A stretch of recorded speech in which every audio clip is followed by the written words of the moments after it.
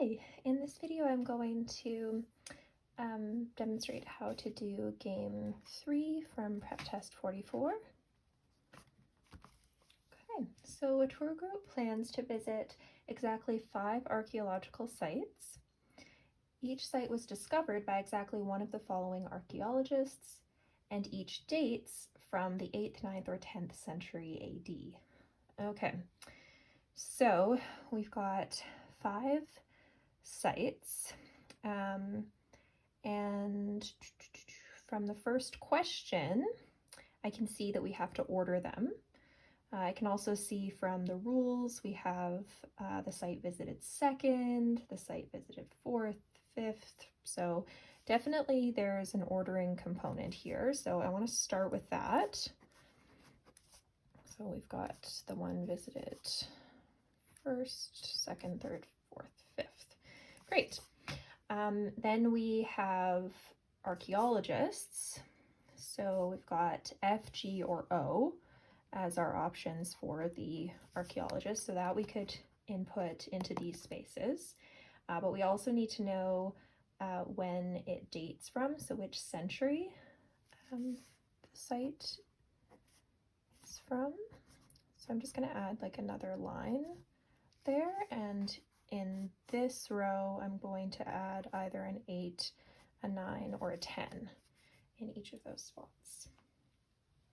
So I could list them based on the archaeologist from 1 to 5, or I could do what century from 1 to 5. So the first rule that says that the site visited second dates from the 9th century, I just add a 9 there.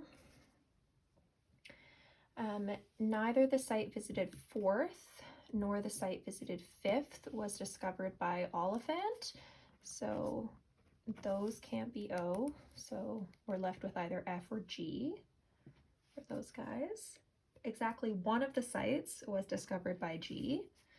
Okay, so we've only got one of them discovered by G, and it dates from the 10th century. So we've got G10, and that is going to occur exactly once. Okay, so if G discovers a site, it's going to be from the 10th century, but just because a site is from the 10th century doesn't actually mean that G has to be the one that discovers it, right? So we could have other 10th century sites. We just know that we only have one Gallagher site. Okay. Then we have conditional rules. So if a site dates from the 8th century, then it was discovered by Oliphant. And if we want to create the contrapositive, which we do because that's the only logical deduction we can make from this statement, we're going to put O here, negate it, 8 here, negate it, and the way we would read that is if Oliphant doesn't discover a site, then it's not from the 8th century. So just because it's discovered in the 9th or the 10th century doesn't necessarily mean that Oliphant didn't discover it. Okay, so we can't go backwards here, but if Oliphant didn't discover it, then it's not from the 8th century because all the 8th century ones are discovered by Oliphant. So that can be a little bit confusing and not intuitive, but that's why we do so much work with conditionals. Right, and the last one, the site visited third, dates from a more recent century than does either the site visited first or fourth. So third is more recent than first or fourth. Okay, so what does it mean that it's more recent? Well, we've got 8th, 9th, and 10th centuries AD So the most recent one would be the 10th century. So if third is more recent, then it's going to be a bigger number than the first or the fourth. Okay. We also know that the fourth and the fifth, because they weren't discovered by Oliphant, they can't have been discovered. They can't be from the 8th century. So 4 and 5 have to be less recent, so a lower number than 3, but 4 can't be 8.